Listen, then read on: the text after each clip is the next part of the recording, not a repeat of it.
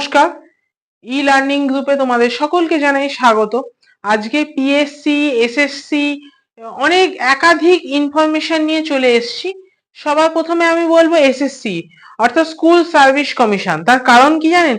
এই যে এসএসসি অর্থাৎ শিক্ষকদের যাদের চাকরি চলে গেছে তাদের জন্য কিন্তু নিউ নোটিফিকেশন দিয়ে ফর্ম ফিল আপ স্টার্ট হয়েছে। এবার আমরা যদি দেখি সেই ফর্ম ফিল আপে ওবিসি এখন তো একটা ম্যাটার চলছে যে ওবিসির জন্য অনেক নতুন রিক্রুটমেন্ট স্টপ হয়ে আছে। তা এই যে চাকরিহারা শিক্ষকদের এদের ফর্ম ফিল আপ কি করে স্টার্ট হয়েছে জানেন? এনাদেরকে ওবিসি দেরকেও জেনারেল ক্যাটাগরি হিসাবেই ফর্ম ফিল আপ করানো হচ্ছে এবং সেখানে মেনশন আছে যখন এই ব্যাপারটা সুস্পষ্ট হয়ে যাবে তখন সেই ফর্ম ফিল আপের মানে সেই জায়গাটা মানে তোমার যে কি কাস্ট সেই জায়গাটা আমরা এডিট করে দেওয়া যেতে পারে। বা এই জায়গা থেকে একটা জিনিস বোঝা গেল, যদি মানে কি বলবো আমাদের গভর্নমেন্টের যদি সৎ ইচ্ছা থাকে বা যে এসএসসি বলুন, পিএসসি বলুন, পিআরবি বলুন, প্রত্যেক বা টেট বলুন, এনাদের যদি সৎ ইচ্ছা থাকে যে আমি ভাই মানে এক্সাম গুলো কন্ডাক্ট করে ফর্ম ফিল আপ করিয়ে দিয়ে একটা রিক্রুটমেন্ট প্রসেসের চেষ্টা চালানো যেতে পারে। মানে আমরা তো এটা বারংবার বলেছি এইভাবে একটা করা যেতে পারে। আজকে দেখলাম এসএসসি যাদের স্কুল মানে এসএসসি অর্থাৎ স্কুল সার্ভিস কমিশন যারা শিক্ষক তাদের ফর্ম ফিল আপ কিন্তু এইভাবেই স্টার্ট হয়ে গেছে।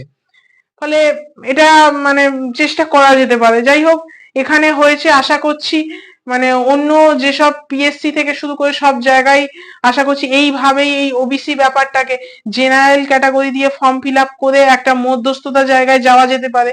এবার যখন এই ওবিসি ব্যাপারটা মিটে গেল তখন আবার সেখানে কাস্টের জায়গাটা এডিট করার একটা সুযোগ দিলেই তো হয়ে গেল। আশা করছি দিলে ভালো হয়, না দিলে তো মানে কি বলবো ছাত্রদের রাস্তায় নামতে হবে। আর যদিও রাস্তায় ছাত্ররা নামবে বলে মনে হয় না, যার জন্য আমাদের নেক্সট আপডেটের জন্য তাকিয়ে থাকতে হবে। এইটুখানি কি বলার ছিল। আর একটা জিনিস আমি বলতাম, যেটা পিএসসি আজকে একটা নতুন রেজাল্ট পাবলিশ হয়েছে, পিএসসি জুনিয়র ইঞ্জিনিয়ার এবং জুনিয়র ইঞ্জিনিয়ার সিভিল, মেকানিক্যাল আর ইলেকট্রিক্যাল। এটা 2022 সালের এক্সাম। যদিও এই এক্সামে শুধুমাত্র সিভিলের রেজাল্টটাই আজকে পাবলিশ হয়েছে এবং সেই রেজাল্টের আমি যদি কাট অফ দেখি, ইউআর 202, OBC A 189, OBC B 200.67, SC 172, ST 91, PWBD ব্র্যাকেটে এ এদের হলো 134, পিডাব্লিউবিডি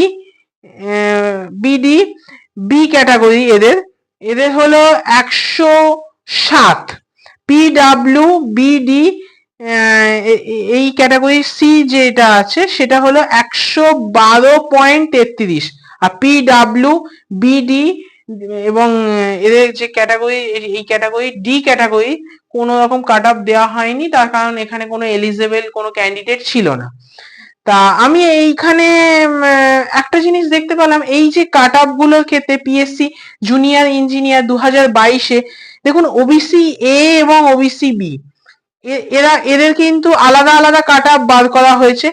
189 ওবিসি এ, ওবিসি বি 200.67।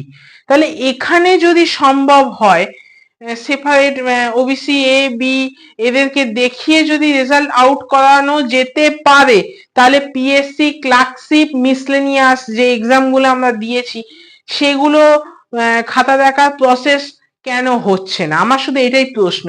যদিও আমরা যদি দেখি একজন প্রাক্তন পিএসসি একজন প্রাক্তন সদ্য স্যার তিনি কিন্তু বলেছেন যে পিএসসি মিসলেনিয়াসের রেজাল্ট নাকি নেক্সট মান্থ, অর্থাৎ এখন তো জুন চলছে, নেক্সট মান্থ জুলাই মাসে নাকি এই রেজাল্ট বেরোতে পারে, মানে জুলাইয়ে মিডিল বা এরম নাগাদ বেরোতে পারে।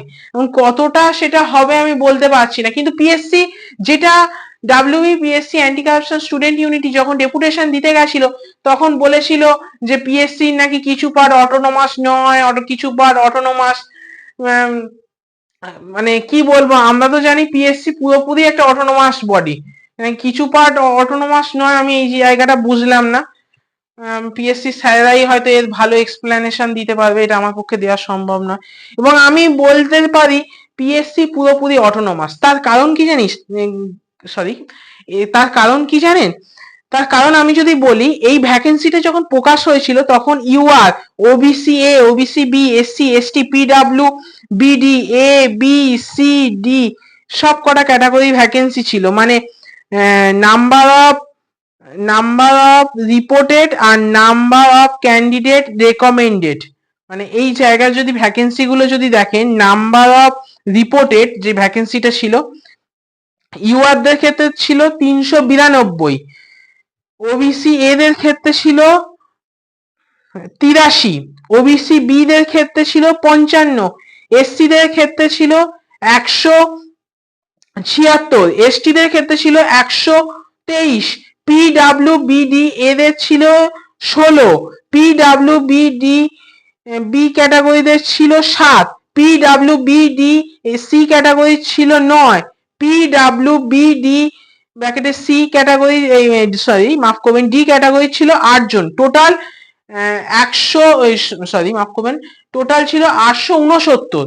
এবার এদের নাম্বার অফ ক্যান্ডিডেট রেকমেন্ডেড যদি দেখেন, সেখানে আছে ইউআর দের 392 যেমন ছিল আগে নাম্বার অফ রিপোর্টেড, আর নাম্বার অফ রেকমেন্ডেড সেম কিন্তু 392 392।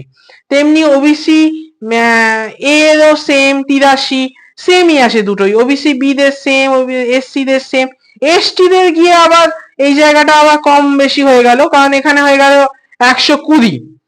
এবার পিডাব্লিউ এ দের ক্ষেত্রে অনেকটাই কমে গিয়ে 2 হয়ে গেল, পিডাব্লিউবিডি দের ক্ষেত্রে হয়ে গেল 2, পিডাব্লিউবিডি সি ক্যাটাগরি সেমই আছে, পিডাব্লিউবিডি ব্র্যাকেটে ডি ক্যাটাগরিতে আবার কিছুই নেই। মানে দেখতে গেলে টোটাল যেটা নাম্বার অফ রিপোর্টেড ছিল 869, আর নাম্বার অফ ক্যান্ডিডেট রেকমেন্ডেড ছিল 839। মানে কতটা পার্থক্য আশা করি বুঝতে পারছেন। তো যাই হোক, আমি এত তথ্য এত জায়গাটা খুঁটিয়ে একটু আলোচনা করলাম এই কারণে, যদি দেখেন মানে এই নোটিফিকেশনটা, যদিও এটা শুধুমাত্র সিভিল, আমি বারবার বলছি জুনিয়র ইঞ্জিনিয়ার সিভিলের রেজাল্ট এটা 2022 সালে, তাহলে আমরা যদি দেখি ক্লার্কশিপ মিসেলেনিয়াসের রেজাল্ট কিন্তু আশা করা যায় বেরোতে পারে। মানে আমাদেরকে হয়তো WBPSC anti corruption student unity যখন গিয়েছিল, আমার মনে হয় পিএসসি যেসব কর্তৃপক্ষ ছিল তারা আমাদেরকে মানে স্টুডেন্টদের একটা ভুল বোঝানোর চেষ্টা করেছে কোনো না কোনো জায়গায়, যে পিএসসি কিছু পার্ট অটোনোমাস নাকি নয়, মানে পুরো পিএসসি অটোনোমাস বডি না, কিছু কিছু পার্ট নাকি অটোনোমাস নয়। মানে আমার মনে হয়েছে এটা ভুল, তার কারণ যেখানে ওবিসি এ বি 2022 সালে মানে নোটিফিকেশন যখন জারি ছিল সেখানেও ছিল, এবং রেজাল্ট বেরোলো আজকে, সেখানেও OBC A OBC B separate করে কাট অফ দিয়ে যদি রেজাল্ট আউট হতে পারে, তাহলে পিএসসি মিসলেনিয়াসের রেজাল্ট আশা করা যায়। প্রাক্তন শ্রদ্ধেয় স্যার যেটা বলেছিলেন জুন জুলাই, মানে জুলাই মাসের অনওয়ার্ড যাকে বলে, মোটামুটি রেজাল্ট বেরোতে পারে। জুলাই মাসে এদিকে রেজাল্ট বেরোবে, আর ক্লার্কশিপটা আশা করা যায় তারপরে রেজাল্ট বেরোবে। এখন শুধু আমাদের তাকিয়ে থাকতে হবে যে কি হবে। আর আরেকটা জিনিস মনে রাখবেন, এই নেক্সট মান্থ অর্থাৎ জুলাই মাসে 15ই জুলাই নাগাদ এই যে সুপ্রিম কোর্টে যে ওবিসি মেন মামলা তার হিয়ারিংটা আছে, মানে সেটা কি হিয়ারিং হবে বলা যাচ্ছে না এখন, যদিও হবে কি হবে না সেটাও আমি আমার এই ইউটিউব চ্যানেলের মাধ্যমে নেক্সট আপডেট আমি জানিয়ে দেবো। আর যদি হাইকোর্টে, যেটা আমাদের কলকাতা হাইকোর্টে যে ওবিসি রিলেটেড বা সার্ভে নিয়ে অনেক কিছু, ওই যে আত্মদ্বীপ ভার্সেস যে মামলাগুলো চলছে, তাতে অনেকগুলো মামলাও ট্যাগ হয়ে আছে, সেই মামলাটাও কিন্তু 24 তারিখ, জুলাই মাসের 24 তারিখে ওঠার কথা।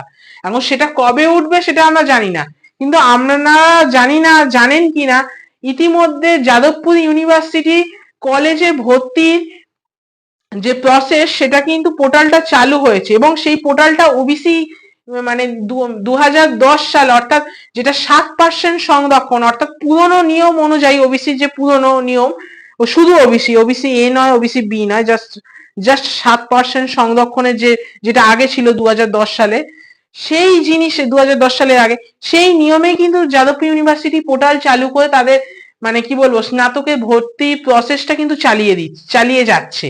শুধু এইটুখানি বলা যেতে পারে, যদি আমাদের সরকার তথা কর্তৃপক্ষ তথা কমিশন যদি মানে স্টুডেন্ট বা আমাদের যুব সমাজের দিকে তাকিয়ে যদি চেষ্টা করে যে চাকরির একটা ব্যবস্থা বা বেকারত্ব ঘোচানোর যদি চেষ্টা করে, তাহলে করতে পারে। তার কারণ আমি বারবার বলেছি, এখানে জুনিয়র ইঞ্জিনিয়ার 2022-এর তথ্য যেমন আলোচনা করেছি, তেমনি এসএসসি অর্থাৎ স্কুল সার্ভিস কমিশনে যেসব শিক্ষকদের চাকরি চলে গেছে, তাদের যখন নিউ নোটিফিকেশন করিয়ে নতুন করে ফর্ম ফিল আপ হচ্ছে, সেখানেও কিন্তু একটা জিনিস আমরা দেখেছি, ওবিসির জায়গাটাকে তাদের ফর্ম ফিল আপের জন্য, যেহেতু একটা মানে বিতর্কিত একটা ব্যাপারে এখন চলছে ওবিসি, সেই জায়গায় যাতে ডিলে না হয়, যেহেতু কোর্টে একটা মনিটরিং ব্যাপার চলছে, কোর্ট জানিয়ে দিয়েছে এই বছরের মধ্যেই মোটামুটি এদের নিয়োগ প্রসেসটা কমপ্লিট করতে হবে। মানে ওয়েস্ট বেঙ্গলের ইতিহাসে বলতে গেলে 1 বছরের মধ্যেই বলতে গেলে নিয়োগ প্রক্রিয়াটা কমপ্লিট করতে হবে। যার জন্য কিন্তু যদি দেখেন এখানে ওবিসির ব্যাপারটাকে বাদ করে ওবিসিদেরও জেনারেল ক্যাটাগরি ট্রিট করে ফর্ম ফিল আপ করিয়ে, যদি পরে যদি আবার ঠিক হয়ে যায়, তাদেরকে আবার ওই কাস্টের জায়গাটা এডিট করে একটা কি বলবো সুযোগ কিন্তু দেওয়া হয়েছে। এই রকম প্রসেসেও করা যেতে পারে। এবার শুধুমাত্র দেখার বিষয় যে আমাদের গভর্নমেন্ট থেকে শুরু করে তথা মানে কমিশন থেকে শুরু করে সংশ্লিষ্ট, সেটা পিএসসি বলুন, টিআরবি বলুন, টেট বলুন, এসএসসি বলুন, যেই হোক সংশ্লিষ্ট কমিশন, এরা যদি সৎ ইচ্ছা বা সৎ চেষ্টা যদি দেখায়, তাহলে আমাদের স্টুডেন্টদের বেকারত্বের জীবন কিন্তু অনেকটাই মুক্ত হতে পারে। শুধু আমরা দেখবো নেক্সট আপডেট কি আসে, সেই রিলেটেড আমি ভিডিওর মাধ্যমে আমি আপনাদের সমস্ত আপডেট জানিয়ে দেবো। আজ এই পর্যন্তই, দেখা হবে নেক্সট ভিডিওতে।